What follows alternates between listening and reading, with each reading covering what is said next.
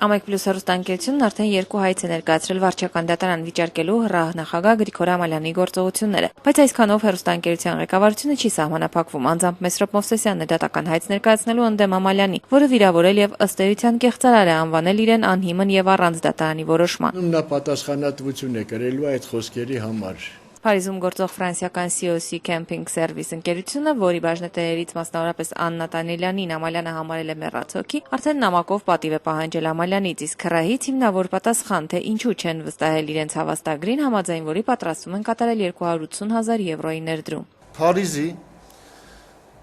գործընկերը նորից հիմնավորել է իր մոտեցումը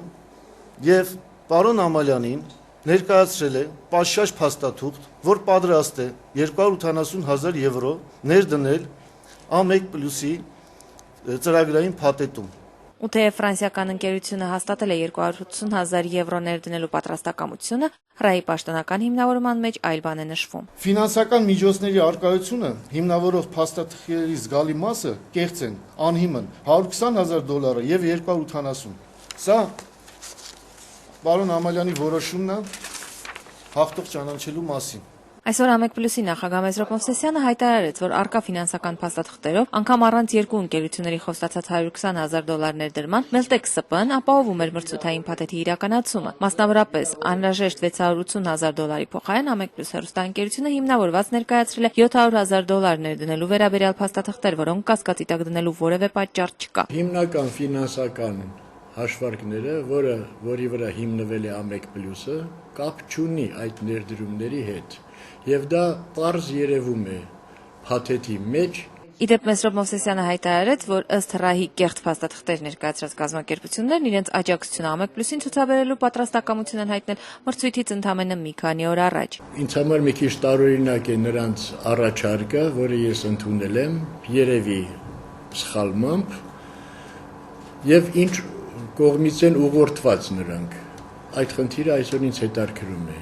Դա անպատասխան չի մնալու, նորից եմ կրկնում, երկու կողմն էլ պատասխանատվության ենթակա են։ Տիգրան Տերեսյանը մեջբերելով լիցենզավորման մասին օրենքը հայտարարեց, որ հրահը հայտնաբերելով փաթեթում կեղծ փաստաթղթեր ուղղակի պարտավոր էր միջոցներ ձեռնարկել։ Դա իրեն հիմք էր տալիս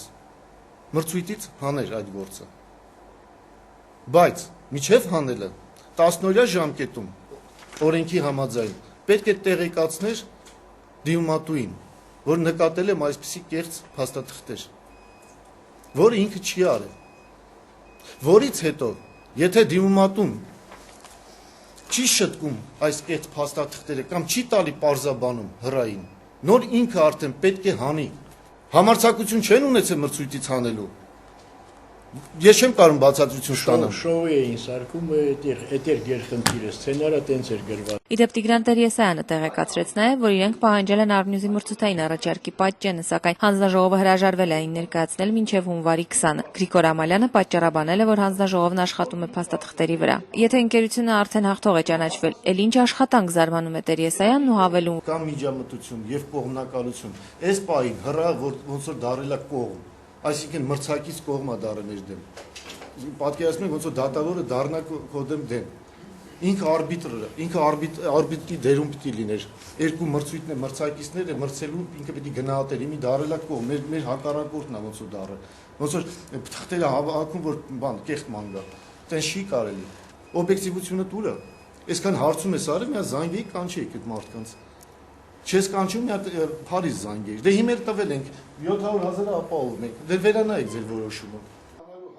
Դիանա Մարկոսյան, Սևակ Գրիգորյան, Հասմիկ Ֆարոյան, IPV